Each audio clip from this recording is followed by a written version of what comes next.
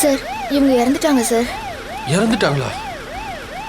Collector sir, அந்த அம்மா இறந்துட்டாங்க சார். சரி, வண்டியில் ஏற்றுங்க போங்க.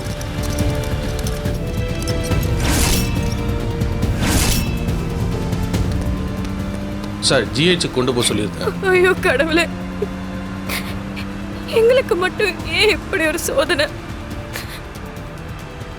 புது கட்டடம் எப்படி இடிஞ்சு விழும்? அந்த பில்டிங் கான்ட்ராக்டரை கூப்பிடுங்க. கான்ஸ்டபிள், அந்த ஆளை கூட்டிட்டு வா. Okay sir. போ.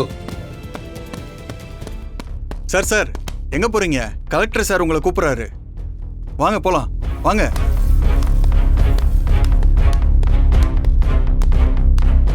வணக்கம் சார். புது பில்டிங் எப்படியா இடிஞ்சு விழும்? சொல்லியா, புதுசா கட்டின கட்டடம் எப்படியா இடிஞ்சு விழும்? என்னையா பேசாம இருக்க? கலெக்டர் சார் கேட்கிறாருல, கேட்டா அமைதியா இருக்க? இப்படி திறப்புகள அன்னைக்கு இடிஞ்சு விழுகிற மாதிரியா கட்டடம் கட்டுவ? ஒழுங்கா உண்மையை சொல்லிட்டா உனக்கு நல்லது. நான் என்ன சார் பண்ணட்டும்? இந்த கட்டடம் கான்ட்ராக்டை எனக்கு கொடுக்கறதுக்கு ரகுராமையா 40% கமிஷன் கேட்டாரு.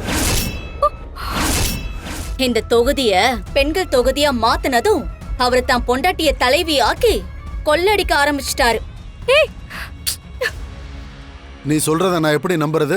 ஜானகி அம்மாவுக்கு 2 நாளைக்கு முன்னாடி தான் அவங்க கேட்டுக்கிட்டபடி பணத்தை பொருளாக வாங்கி அனுப்புனேன்.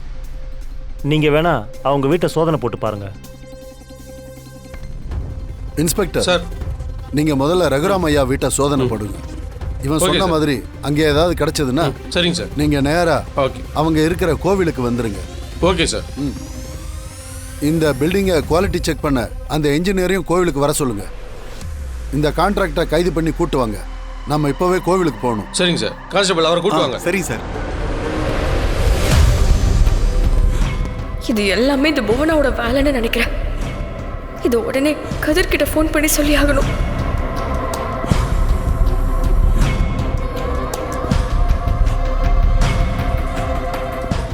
எப்படின்னு புருஷன் பொண்டாட்டி 2 பேரையும் ஒரே கேஸ்ல சிக்க வச்சோம் பாத்தியா?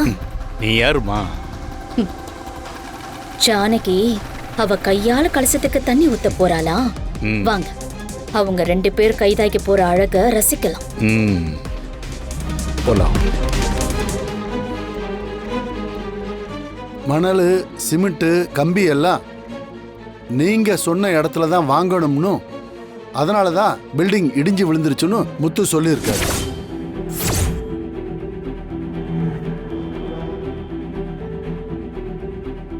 அது மட்டும் இல்ல, பாக்கி பணத்தை செட்டில் செய்ய இப்போதைய நகரமன்ற தலைவி, அதான் உங்க மனைவி மிஸ்ஸஸ் ஜானகி 30% கமிஷன் கேட்டதாகவும் சொல்லியிருக்காரு.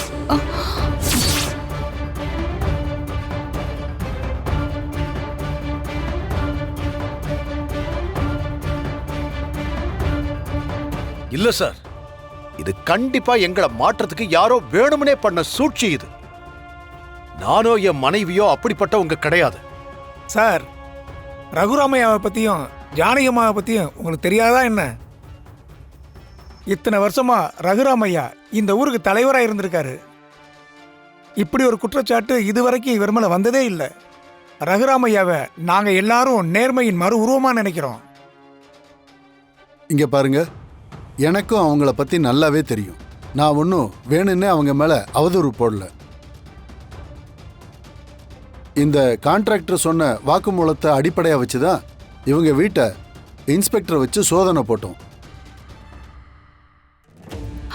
அப்படியா?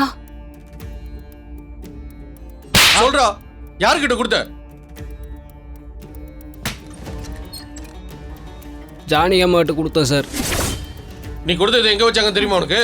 தெரியாது சார், நான் கொடுத்துட்டு போயிட்டேன் சார். கான்ஸ்டபிள், உள்ள போய் செக் பண்ணுங்க. சரிங்க சார். போங்க. என்ன தேடுறீங்க? என்னங்க ஐயா, என்ன எங்க வீட்டுக்குள்ள தேடுறீங்க? உங்க மருமக லஞ்சம் வாங்கி இருக்கிறதா புகார் வந்திருக்கு. இதோ இவன் தான் கொண்டு வந்து கொடுத்தேன்னு சொல்றோம். அதை தான் தேடுறோம். ஐயோ ஐயோ, என் மருமக அந்த மாதிரி பண்ற ஆளே கிடையாது.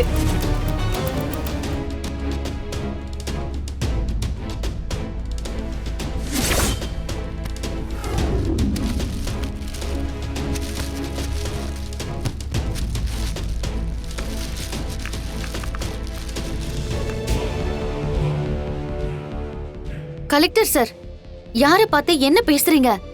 எந்த சூழ்நிலையிலயும் தர்மமே தவறாத எங்க பெரியம்மா பெரியப்பாவை பார்த்தா இப்படி எல்லாம் பேசுறீங்க?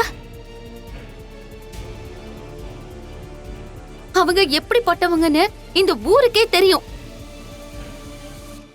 இங்க நிக்கிற சிலரை பத்தியும் உங்களுக்கு தெரியும். சார், எங்க மாமாவும் அத்தையும் உயிரே போனாலும் அநீதிக்கு துணை போக மாட்டாங்க சார். லஞ்சம் வாங்குற ஒரு அவலமான காரியத்தை எங்க மாமா ஒருபோதும் செய்யவே மாட்டாரு சார். ஆமா, இங்க நடக்கிற எல்லாத்துக்கும் காரணம் இந்த போனாதான். அன்னைக்கே உன் கதையை முடிச்சிருக்கணும். மாமாவும் அத்தையும் அன்னைக்கு சொன்னாங்களே தான் உன்னை விட்டு வச்சேன். இப்ப அவங்க மேல இவ்வளவு பெரிய பழிய போட்டிருக்கல உன்ன. கதிர், என்னடா உன் மாமா அத்தைக்கு என்ன ஆனாலும் அதுக்கு நான் தான் காரணமா? இது உனக்கே ஓவரா இல்ல? வெளியில பணத்து மேல ஆசை இல்லாத மாதிரி ரொம்ப நல்லவங்களாட்டம் வேஷம் போட்டு உள்ளுக்குள்ள புருஷனும் பொண்டாட்டியும் இவ்ளோ வேலை பார்த்திருக்காங்க. கலெக்டர் சார், எந்த புத்துக்குள்ள எந்த பாம்பு இருக்குன்னு சொல்ல முடியாது. அப்படிதான் இதோ இவங்க 2 பேரும்.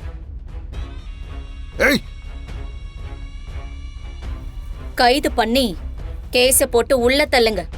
உண்மை தானா வரும். ஏய், போதும், நிறுத்து.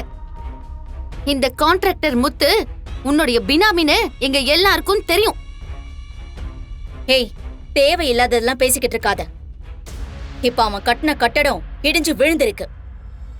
அவன் போலீஸ் கிட்ட தெளிவா வாக்குமூலம் கொடுத்திருக்கான்.